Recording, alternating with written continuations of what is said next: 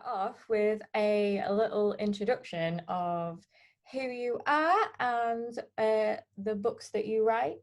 So if you want to start with that.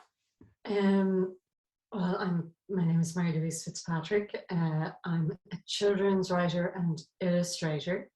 And I started my career as an illustrator and I began writing for myself in order to try and get published, and then found that's what I really wanted to do. So for the best part of my career, I was creating picture books. And then there was a character called G who popped into my head and seemed to want me to write a novel for him. And he would not shut up, he would not go away. And I kept saying to him, no, I don't know how to write novels.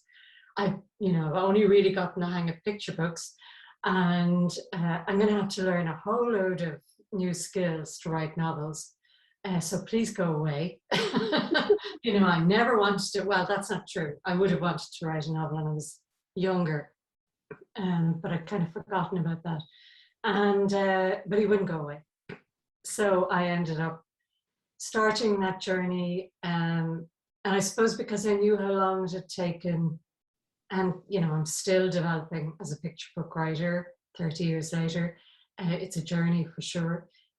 But how long it took me to learn the basic skills to write and create picture books, I knew it was going to be a huge deal. And it was.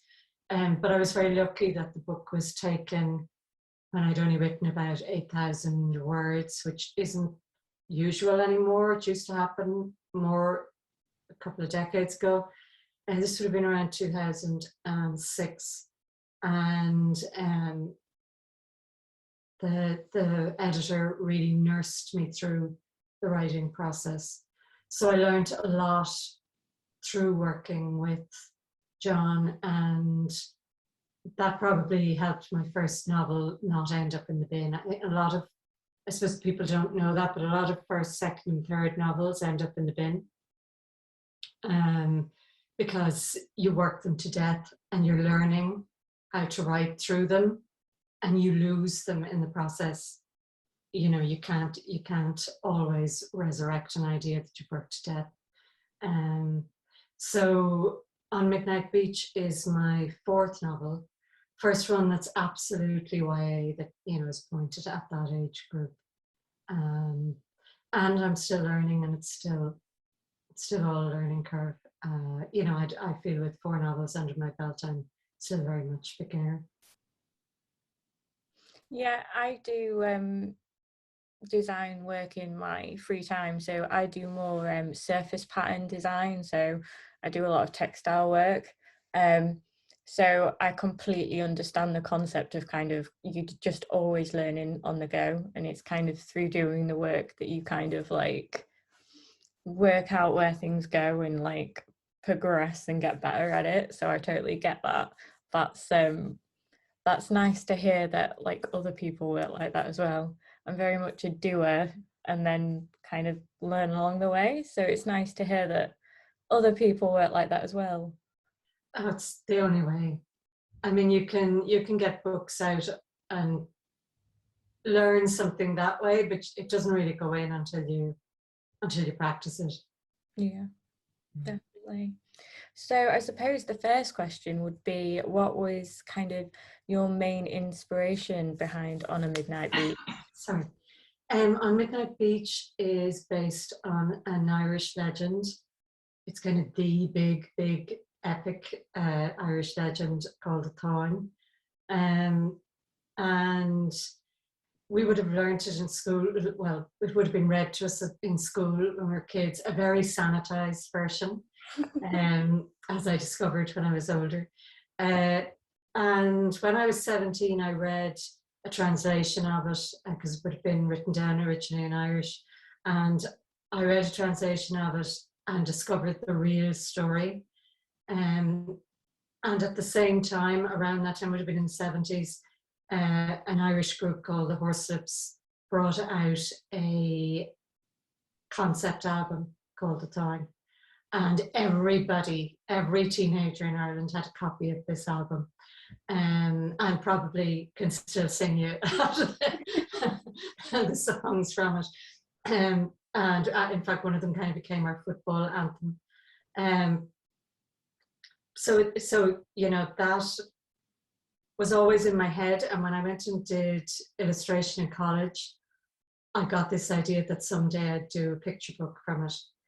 Now, when I started making picture books, I realized what a daft idea that was, because it is full of sex and death, and you know, thousands of people die in this story, you know, gruesomely. So there was no way, you know, it was never going to happen. And I understood, so I put it away, thought I'd given up completely on the idea. And then one day, around, I think it was about 2016, somebody said to me, you know, have you ever thought of taking those ideas that you pushed aside, looking at them and seeing, can you do something completely different with them? And I just smiled and said, oh, you know, but that night, just as I was falling asleep, it just suddenly pinged into my head, the time, YA, teenagers in 1976, you know, just all the characters are teenagers. It's a novel. And woke, you know, got myself awake enough to get the notebook and pen and write that down. And I got the basic outline of how I would take this big sprawling epic and contain it in a YA novel. Was probably the biggest jump was there are a pair of bulls at the center of the original novel. The bulls come up in ancient legends all the time because they were such important animals. But you know, what YA, you know, audience is going to be interested in a book about two bulls. The minute I made the jump to dolphins, male dolphins or bulls, it can be a dolphin. I had it. You know, the story came. And so yeah, it's been a long time percolating. But it came out, and I find that a lot, you know, there's just stuff going on in my head, and it gets thrown forwards every now and then as an idea for a picture book or a novel, which is great. Feels like magic, but I know it's my brain working away. Yeah. I can definitely imagine that it would feel like magic, like things that you've just not thought about in so long, just being like, I'm still here. Have you thought about me recently? Yes, and suddenly, you know, has put itself together without me knowing. It's great. How did you find it, the process of kind of like weaving a tale, like an ancient legend, into your work? Did you find that quite easy and inspirational, or did you find that it was really difficult to kind of bring something that's kind of known and kind of put your own spin on it? I was certainly wary of what I was doing. You know, it's such a big legend. Cuchulainn, who becomes Dog Cullen in my version, is the Irish hero. And Maeve is Queen Maeve, and she, you know, Irish women absolutely adore Maeve. So I felt I was being a bit audacious to take on this. But now they were all starting to grow as characters in my head. So, you know, again, it was that feeling of the book's there, I have to write it. I did go and pick up my translations and do the research and look at it all again and just see what could I bring through to this book of mine, to my retelling. But I really, really wanted it to be a story that could stand on its own, that nobody needed to know the legend or know the characters to read it. And I was really looking at the whole idea of war versus love, of the violence that's in all old legends. I mean, they're really like they were the blockbuster movies of their time. I mean, the gratuitous sex, the gratuitous violence is astonishing. So I really wanted to look at violence and our impetus towards violence and our impetus towards love, and bring it down to a manageable scale by making it a group of teenagers, by getting rid of all the other cast of characters, bringing it down to the main ones. And and bringing it down to 2 villages. And my original version of it, I originally had another strand in there, a magical strand, with the Morrigan, who is the goddess of war, the Celtic goddess of war, and she was up in a caravan in the hills, watching this all play out, very much as she is in the original legend. And sorry, I'm waving back like this because my translations are back here, my research is back here. Forgetting you don't know that. So I had this strand in it, and I also had the dolphins had voices in it as well. They had poems coming through, but I got some feedback early on from a couple of editors, and they basically said, wow, this is amazing, but it's a glorious mess, can't make head or tail of it. So I went in and I thought, okay, what can I do with this? And I just thought the magic has to come out of it. I need to pare this right back. And I just went in one day and took out 15,000 words. I did paste them somewhere else so that I had them, but I got them out. I mean, with my design work, making decisions like that can be like quite scary. I can only imagine when you're writing and the amount of time and kind of care that goes into writing. Like, how does it feel to just kind of take strands and just place them to the side and be like, I don't think this is going with this? Like, I would imagine that's quite emotional. It was a big decision because I knew that those parts were well written and they had great stuff in them. I knew an Irish audience would completely get it.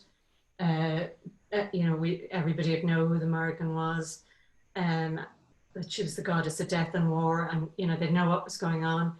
But I knew it was getting in the way. I think it's the picture book writer in me, that I actually enjoy editing. A lot of writers will say they hate killing things off and taking lovely sentences out, because picture books are all about cleanness and condensing. You don't use one single word more than you need to. It's all about the best words, the best sentences, and as little as possible, and serving the story. And very early on with my first book, I learned with John, my editor, he said to me, Time Catcher was the name of that story, and he said, there's too much going on, there's too many characters. And the minute he said that, it was like a switch went off in my head. I just said, oh my God, because I was trying to orchestrate all these characters and I just couldn't. And I just went in and went out. I got 5 characters out of the story. See, that makes me emotional, and it's not my writing. And I completely, and since then on each book I've killed off a character early on. But the powerful thing was that I learned that time was the main character had been squeezed out, and she just stepped into her skin the minute I got rid of all these characters. And that's happened to me since then with other books. It's that thing of seeing the main story really start to shine when you get rid of all the guff. And so I knew, I didn't want to do it, but I knew this strand has to come out, the magic has to come out. I have to let this be a much more spare story. And the minute I did it, it was hard to decide it. Once I decided it and did it, it was like, oh my God, instantly the other parts just sort of locked into each other and fitted. And it was all breathing. Yeah. Choked up. I suppose it's that thing of seeing something that's been choked up by too many elements start to breathe. Yeah. So it's worth it. The editing's always worth it. Hard at the time, but worth it in the long run. Yes.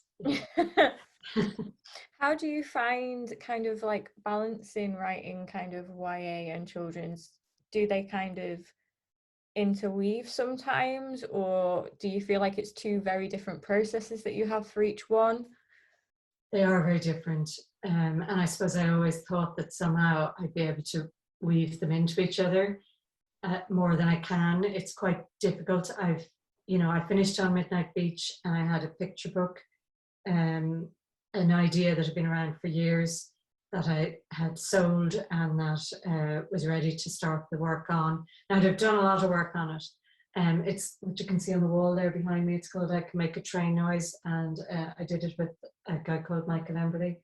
And I knew the art was going to be huge work, but by the time I was finished on Midnight Beach, I was dying to draw and paint again. I was really hungry to draw and paint. I went from this book onto a book called Don't. It's just finished. I'm just about to look today. When I come off here, I'll be looking at a PDF to check through for anything that needs to be changed before giving it the go ahead to go to print. And now I'm trying to get back into writing. I haven't been writing for a long time. And it's that feeling of rustiness, and it happens both ways. I have to kind of, there's a lot of time trying to crank myself back into. So yeah, it's a bit of a loss of time, and always the worry of, oh my God, I can't do this anymore. I can't draw anymore, I can't paint anymore, and then I can't write anymore. Yeah, and after COVID, yeah, there's a bit of writing worry as well. I did find last year difficult. I don't know whether, can you see that desk there? Yeah. So at the moment I have 3 novels on the desk in rows. So this one's an old one. This one is one that I wrote over 6 years ago. It got turned down by a lot of people, but I knew the characters and the idea and knew the premise was good. I made a decision that I'd put it in a box and wait and see, was it still alive when I opened the box years later. So I opened the box last month and started looking at it and going through it. And I basically went through chapter by chapter, read it, wrote down what each chapter was about, and this is what can change. Yeah. So I literally just went through it, and it sparked again. And that's what I was hoping. I was hoping I was going to find a box of live stuff, not dead stuff.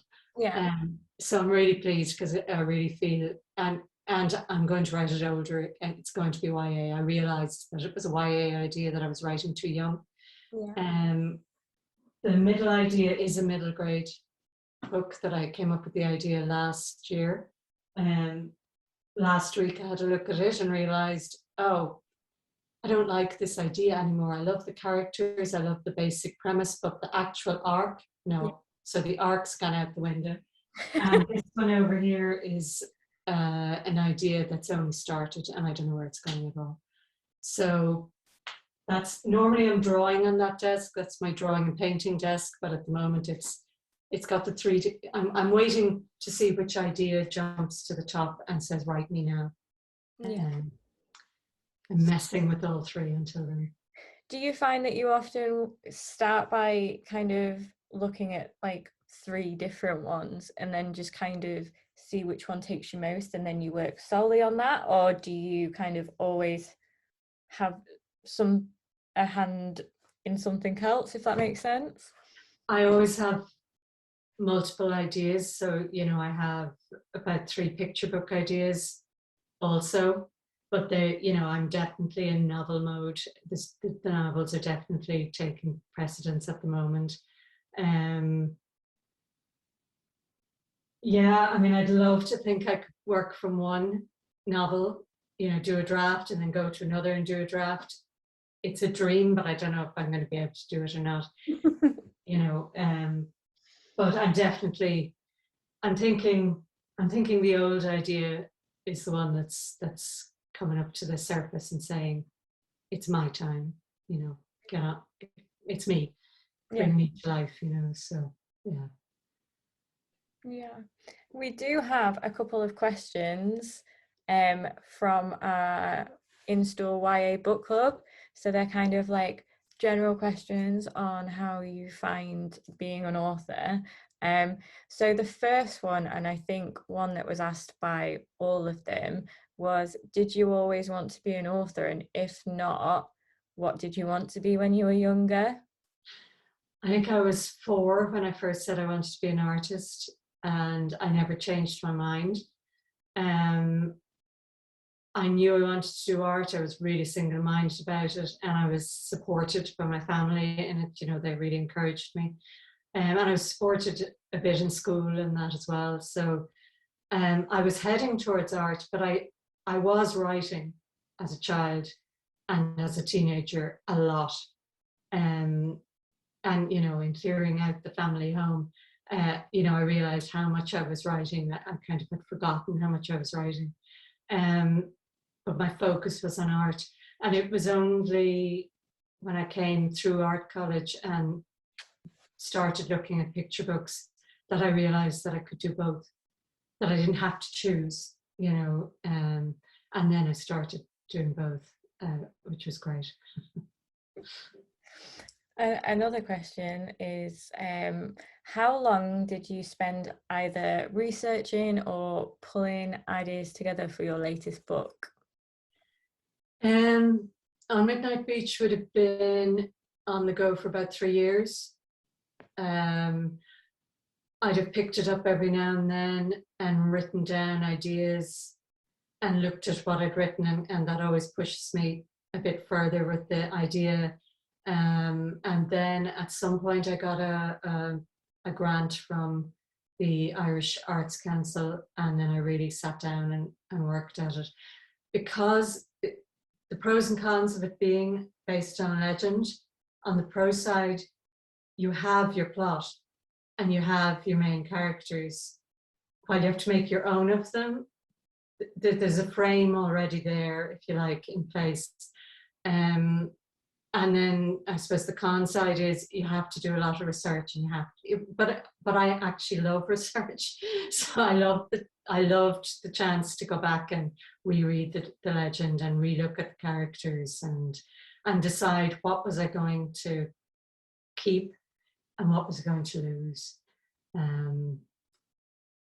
So it's, for me, books are always a long process, and you asked me, I am actually always working on other books through them. You know, the idea is growing and I'm working on another book. I'm finishing a book while I'm growing the idea for another one. That's really interesting. A lot of the questions that they asked were around how you first start. So we've asked the question to other authors, and some people, it's a character that comes to them first and then it's the story. So I suppose, what's that initial spark that you usually find kind of inspires you to start writing? Is it a character-based thing or a location, or does it change each time? It's been different. It's been different each time. Yeah, with my first book, it was the character and the place. I had a studio in an old mill, and this character was a ghost in the mill. And as I say, he just insisted on having a story written.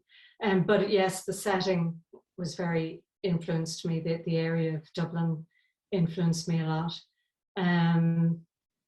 With On Midnight Beach, it was definitely the legend was the starting point. As I say, it was also when I saw a way in. So the dolphin, that was definitely key. And there was a dolphin called Funky, a real dolphin that spent about 30 years entertaining people off the coast of Kerry. He was known as the Jingle Dolphin. And I was kind of thinking of him, riffing on him with Rin. No, he wasn't he was a wild dolphin, but he loved people. He never hurt people at all. He disappeared last year and presumed the entire country mourned. He literally went missing, and he was so much a part of Dingle. They noticed within 6 hours, like they 6 hours after the last sighting, they said, "Where is he?" And, it took a few months before, and they've even, this year they're waiting to see would he turn up. Had he just gone AWOL? But no, he hasn't come back. But he was very old. He was, at least 30. But anyway, that was all. For me, yeah, definitely there's stuff coming from all sorts of places, and I can often see it's something from my childhood. It's something from when I was in school. It's something somebody said one time, come together and kind of crash together into an idea. And that makes it sound magical, as I say, and it makes it sound like, well, then all I have to do is write it down. But there's always such an amount of development. And, I always say to writers, people who are starting, for me, coming across the concept of the SFD was really freeing. The SFD being a shitty first draft. So it's huge, because for me, that was just an eye-opener. It's so freeing. It was that this first draft is going to be absolute rubbish. You're not trying to write good sentences. You're not trying to get the characters. You're just trying to get the muddle in your head out and to become a muddle on paper. And I always do it by hand. Because it means when I do it by hand, it's not locked into the computer. It's not locked into a Word document, and then I start trying to rewrite that Word document. Yeah. It's on paper, and I have to type a new version. And when I type a new version, it comes out completely differently, and there's a big jump happens in that new version. But that first version is, I'd never let anybody read it. Even if they could read my writing, I can hardly read it. It's full of scribbles, it's full of marking out, it's full of highlighter. It's an absolute mess. And most people write that way. Most people tell you they're SFD, or some people call it a draft zero. It's just trying to get the mess in your head out. That's really interesting. I think that would be quite freeing as well. Just the knowing that, like, I'm just getting the ideas out of here, and then I can work from there. Because yeah, exactly. I think I know with my art sometimes it is a case of you try and get it right first time. Whereas if you just mess around and play with the ideas that are in here, then it's gonna it'll end up being better for it. Yeah. No, you can't do it the first time. I mean, again, it could be 7 drafts before it's readable, certainly 4, but that first draft is just a mess. And knowing that, as I say, really, really helped me, because otherwise you're sitting there and you're not putting any words down. You're just trying to form a sentence in your head. Yeah. No, you'll never get anything written that way. I like that idea. I think I might. I mean, I don't write, but I think I might take that concept just with me anyway. I think that's a brilliant concept. Yes. When you're kind of from your first draft to kind of like a published book, how long does it usually take? Because I think some people think that it's quite a short time, and some people think that it must take years. So they were very interested to see how kind of long one idea kind of takes to form. I think On Midnight Beach might have been a 3-year journey. By the time it was a book, it was probably 4. By the time it was published, here you are, you can buy it on the shelves, kind of, it would have been 4. Some ideas, well, Susie Button, the idea that I'm going to resurrect, I mean, I would have been working on it for 2 years before I put it aside, and now 6 years later I'm going to pick it up again, and I expect it will take a year. Not solid, but you need space sometimes between drafts for an idea to kind of settle. You come back to that draft, and if you've given it some time, you see everything that's right and everything that's wrong with it. Sometimes trying to push through is a waste of time. Some ideas have been faster than others, you know, like picture books. I've had picture books that have happened in 3 years, and I've had picture books that have happened, you know, I've had the idea for 10 years before the publisher took it. So for me, they're all different. But certainly, no, there's no hurry. There's no hurrying it. I have heard of people when, you know, I think John Boyne wrote the first draft of The Boy in the Striped Pajamas in like 4 days, feverish. Yeah. You know, not sleeping.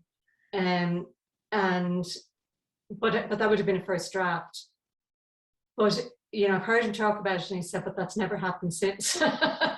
You know, so it was one book. That was a one book thing. Yeah, I don't know anybody who pushes ideas out that quickly. Some people, certainly I'm slow. I accept I'm slow. I'm a bit of a slave to the muse, if you like. Not that I believe that there's a muse, but I'm just a bit of a slave to my own brain soup, working stuff out for me. When I push things, sometimes it's not great. I have to let things gestate. Yeah, I work like that.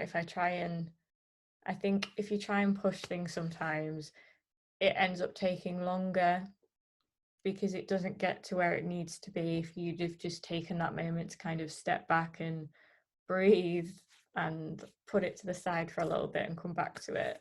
Yes. So I totally get that. One of their favorite questions was, if you could bring any character to life from your books, who would it be and why? I think it should have to be Maeve. Just because Maeve is, as I say, this historic, incredible character. I know she'd be a complete bitch to be around, but she'd have fun. Particularly if she took a liking to you. If she took a dislike to you, you'd be in big trouble. But yeah, I'd love to see what happened if she sprang to life out there and got to just swan around being her completely self-centered self. I definitely think that would be an interesting thing to see play out. You definitely want to be on the right side, not the wrong side. Yes. And the last question they asked was, do you have a favorite book from when you was a child, and is it still something that you hold quite close to you? There's a heap of books. I adored The Lion, the Witch and the Wardrobe. I was so upset as an adult when I discovered that it was one of a series, and I didn't know when I was a child. It was the same. I never knew. Like, when I was younger, I just thought it was the one book. I didn't realize that there were like ones after it. No. And however, a friend of mine said to me, "Oh, you're just as well. Yes, some of the others are great," but she said, "You didn't want to read the last one." And when I discovered what happened in the last one, I thought, no, I'd have been absolutely devastated. So that book has stayed as this pearl in my head. And you know, the last one sounds horrific. It sounds so judgmental, and I mean, it's literally the last judgment. His kids all die and get into heaven or don't, kind of things. Like, oh God, no. Yeah. So yeah. I mean, there are some books I've attempted to read. I mean, God Almighty, I read so much Enid Blyton as a child, and I tried as an adult. I mean, I just adored her as a child, and as an adult, I picked up one of the famous five, and I could only get through 2 pages. I just couldn't do it. It was just appalling. So, you know, they're perfect books when you're a child. Some books just, you can't revisit them. Yeah. There's some there's some that I go back to and I'm like, no, I don't know why I ever, like, they were perfect at the time for me, but like I'm a different person now and they just don't work anymore. But Lion, the Witch and the Wardrobe is a great one. I really loved Inkheart as well. I think that was just one that felt like it clicked with me, like with the love of books and this kind of world in the books. It was like someone was going in my head and being like, this is what happens when you read, and I was like, yeah, it is, this is amazing. Yeah. It is like a door into another world, which is exactly what The Lion, the Witch and the Wardrobe was. I suppose that's why I remember it so strongly, is it really did. You walked into another world. Yeah. It was, yeah, it was amazing. And I suppose like the Harry Potter books, they had that same ability to pull you in. You're completely seeing this world that somebody else created. Yeah, It's magic. It's a magic. It's a form of magic, I do think. Yeah. definitely. There's definitely something magical about reading a book and just being completely transported to this other place. And I think that's why so many people love books, because they are just so transportative. I don't know that you can ever be transported the way you were as a child again. I think that's the thing we're all looking for, I suppose, is that same sense of walking through the wardrobe. Yeah. As a child, you can do it. You know, you've still got you've got such a strong foot in the world of the imagination and the world of the magical. You believe. I suppose that's it. You believe, so you can do it. You can walk through the wardrobe. Yeah, I quite like still walk through wardrobes. That would be, I wouldn't last very long in any of the worlds that I'd like to visit. I quite like fantasy worlds, and I'd definitely not last more than 2 minutes in any of them before Neither. before something happens. I'd probably fall on something and get knocked out, knowing my luck. So yeah. Oh, well, thank you so much for answering all those questions. Is there anything else you want to kind of say or show us before we wrap up, or are you good to go? No, I'm grand. I can quickly show you what I'm reading at the moment is Holly Bourne's yearbook. I'm loving it. And I recently read this one, which I also loved, and Run Rebel and Clap When You Land. There are a couple of books that I've really, really enjoyed this year. Great YA novels. Yeah. Yeah. Have you found that you've always loved reading kind of like YA, or has it developed more as you kind of stepped into writing YA, do you think? It's developed more, I suppose. Writing YA gave me permission to, same with writing middle grade, gave me, I shouldn't need permission, but it felt like it was giving me permission to pick up books and read them. And I suppose the payoff of reading a YA novel rather than a literary novel intended for adults is you get a blooming story arc. You know, I get frustrated when I get to the end of a book and I feel, oh, that it? Where's the rest of it? Yeah. Yeah. What happened? Nothing happened. Yeah, I think there's so much in YA literature. There's so much beautiful writing, but you get a satisfying story at its heart and satisfying characters at its heart as well. So it's like you get the whole package with YA. Yeah, definitely think YA is quite powerful in the kind of arcs. I think a lot of it, obviously your characters are kind of on that mid coming of age precipice, and obviously that's going to lend to like being able to develop a really good arc in the story. And I think it's something that's quite relatable to everyone, no matter how old you are. You remember what it what it So was like. intense part of your life. Yeah. Yeah. And obviously, like, it's such an emotional time, and reading back through those kind of is quite, I adore YA. I think some of the best books are in YA. I just think there's something, as you say, really satisfying about reading them, from the characters to kind of like the payoff.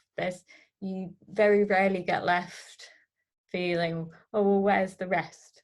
Yeah. Unless it's the only time that happens to me is when I don't realise it's the start of a series, which has happened a couple of I times. know, that kills me. And then they cliffhanger me. And then I realise I've read it like a month after the books come out. So I've probably got like at least a year or two or longer before the Yeah. next one. And I'm like, what am I supposed to do with myself?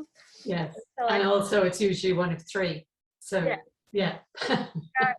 it's usually a trilogy, I think, that it happens to. So I think they should all start being numbered on the spine so that I Yes. know. So you're warned. Yeah. So I know when I pick it up that it's definitely Commitment. part of a series, and I should prepare to be left on a bit of a cliffhanger. Yes. But yeah, thank you so much for answering all the questions Thanks for having me. agreeing to be part of the YA UK Author Week 2021.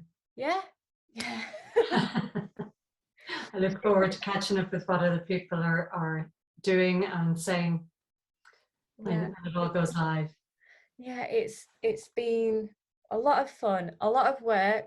I'm very tired, but it's been a lot of fun, and I'm kind of blown away by how many people kind of wanted to take part and join in and let me ask them questions. That's good. So it's been really fun, and hopefully it goes really well and we can do it again, which is my main hope. Great. Okay, thanks a million for having me, and happy reading and happy writing to everybody watching. Okay, thank you.